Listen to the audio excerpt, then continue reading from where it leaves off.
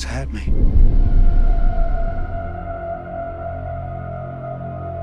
We live in a society where honor is a distant memory.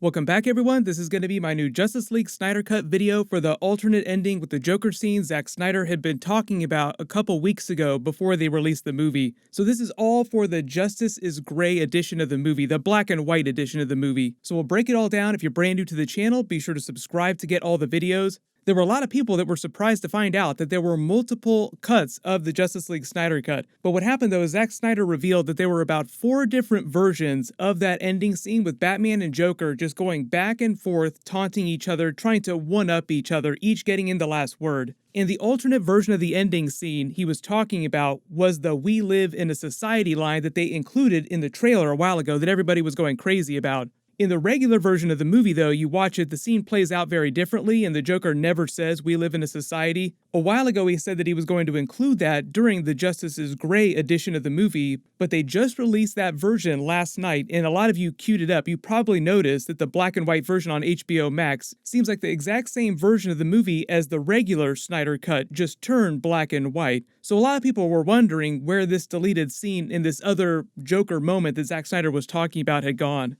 Well, there's actually a clip of him explaining how the scene was supposed to go down in a recent interview, so I'll play that clip in a second, because obviously he's been going around to a bunch of different podcasts, doing all these different interviews, talking about all kinds of deleted scenes and alternate moments. But the alternate version of the ending is supposed to come around where the Batman Harley Quinn line happens, and he reveals that she asked him to kill the Joker slowly, and it's Batman telling Joker he's most definitely going to kill him once they accomplish their mission, and help the Flash time travel back into the past and try and change the timeline. And this is where they filmed a bunch of different versions of the scene with the Joker, with them trying a bunch of different takes. And the scene that they wound up putting in the movie is something that Jared Leto actually improvised in the moment. So this is Zack Snyder talking about the deleted scenes and all the alternate endings that they filmed for this scene. In the moment, it's an either-or moment at the end of this Batman, the Harley Quinn speech. And you either go, "We live in a society," or "We do what we did in the movie." And I just thought it's cool. The "I live in a society" ending's cool, but I also did very much like the broken, the tricked, the vulnerable that you see in the movie. And so it's a trade-off of not getting the vulnerable Joker and one other idea, which is cool. And I like it because that's where Jared did it. And then he goes, "Oh, I have another idea." And then I think the way it was scripted, he said, I'd have to look now because we did like 4 different versions. I think he says something about like, who do you think cried louder, the boy or the girl, after, something like that, right? Because, they're kind of like going like this, and I just wanted him to just give Batman one more shot. So as he explains, there were a bunch of different versions of the scene of Batman and Joker each trying to one-up each other that they had on the page, each one just taking another shot in the moment, trying to get the last word in. The version of the Joker, Harley Quinn, Robin scene that wound up in the actual version, the regular version of the movie that we all just watched, was meant to be him shaking a little and being kind of speechless for a second. The reason Zack Snyder said he put that version in the movie instead of one of the scripted lines, one of the 4 different versions of the scripted lines, is because he just thought it was cooler to see a vulnerable Joker. And when's the last time you saw Batman actually surprise or shock the Joker? He's always written to be the most extreme character in any given situation, the most off-the-rails person. But here, it's Batman who's doing that, and Joker just doesn't know what to say for a second. Like, wait, what? What did you just say? But remember, that's just one of like 4 different versions of that scene that they filmed. And per his explanation, the way they had scripted the scene, the different versions were all just versions of Batman and Joker going back and forth, talking about the death of Robin and the death of Harley Quinn. Like, no, Robin's death was way worse than Harley Quinn's after Batman goes all nuclear on him. But Zack Snyder didn't want it to feel like Joker or Batman won that argument that they were having. He wanted them to feel both like equals in that moment. But for whatever reason, with all the different versions they filmed, the version of him quietly shaking, being kind of vulnerable for a second, wound up being the most impactful. So right now it just sounds like there will be a Blu-ray home video release eventually, maybe by next year, and probably that's where he'd release those alternate versions of the ending scene, unless he just straight up posts them on his social media accounts before that. And the funny thing is, he also said in separate interviews is the studio didn't want him to even film that nightmare scene at all. Not just the Joker scene, they didn't want him filming anything new at all, any new footage. So he said he actually put up a green screen set in his own backyard at his house because he wanted to film this moment, and it was supposed to be 100% his version of the movie. That was the whole terms of him coming back to finish the Snyder Cut. And he wanted to deliver on all these storylines and the promise of the sequels. So that's essentially what the nightmare scene is there for. That's basically where most of Justice League 2 takes place, in the nightmare future. It's like a whole nightmare movie, essentially. But this nightmare ending scene that we see in the movie is just one of many alternate timeline futures that play out through the course of the Justice League Snyder Cut story. Like the vision that the Mother Box shows Cyborg of Darkseid going around killing all the Justice League members, then we see Superman cradling a dead Lois Lane, then we see them flash forward to the rubble of the Hall of Justice with Superman holding Batman's cowl like he's killed all of the Justice League members and a Kilowog Green Lantern there in the rubble. That's meant to be a different potential timeline than the one we see in the actual epilogue.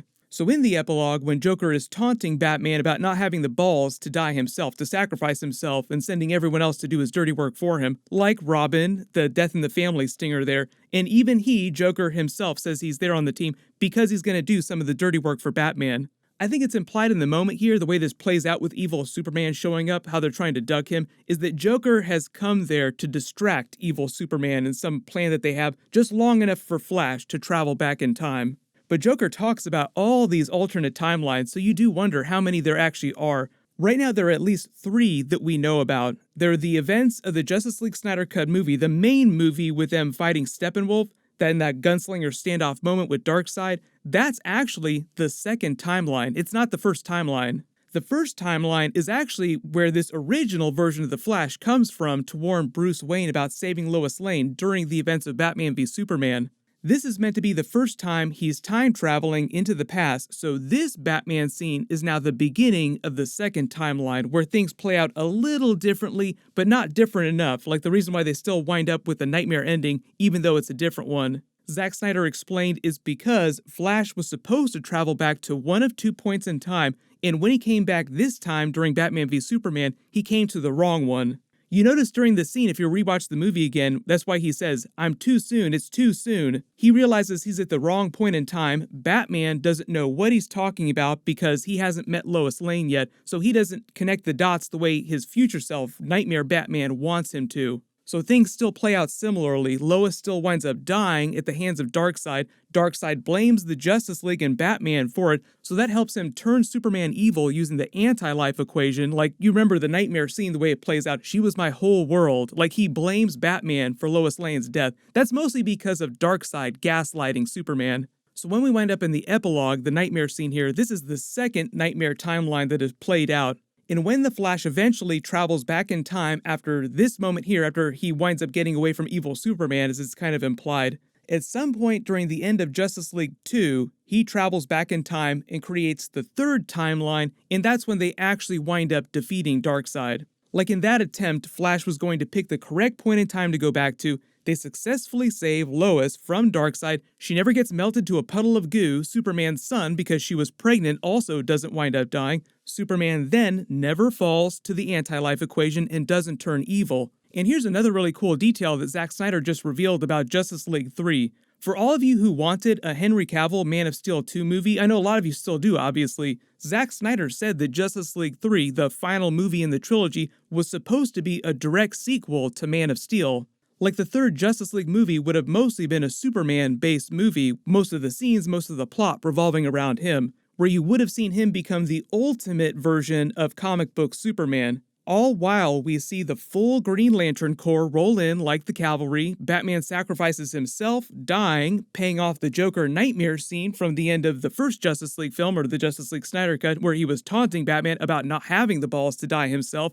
And then when Lois Lane and Superman's baby boy was born, they would have named him Bruce Kent in honor of Batman's sacrifice. And Zack Snyder said that their baby wouldn't have had any powers like Superboy or anything like that, but in 20 years, he would have become the next Batman.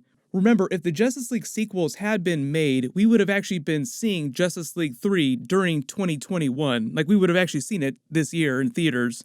And because Zack Snyder is all about epilogues and ending scenes, post-credit scenes, had he actually gotten to make Justice League 3, I'm hoping that he would have actually done a short flash-forward scene where you actually see adult Bruce Kent wearing a new cape and cowl. I'm sure Zack Snyder's going to keep revealing new details and how things would have played out, alternate moments, and big things that would have been going down during Justice League 2 and Justice League 3. We know about a lot of the story, so I will still do a video about the sequels in the next couple of days, at least by next week at some time. James Gunn also just announced that they're releasing the first official Suicide Squad trailer tomorrow, so of course I'll do a video for that. I'm also going to be posting my Falcon and Winter Soldier Episode 2 video. That'll probably post first before the Suicide Squad trailer video. Make sure you have alerts enabled for my channel so you don't miss any of those videos. Everyone click here for my full Justice League Snyder Cut ending video with all the end credit scenes, and click here for my full breakdown and Easter eggs video for the entire Justice League Snyder Cut movie. Thank you so much for watching, everyone stay safe, and I'll see you guys tonight.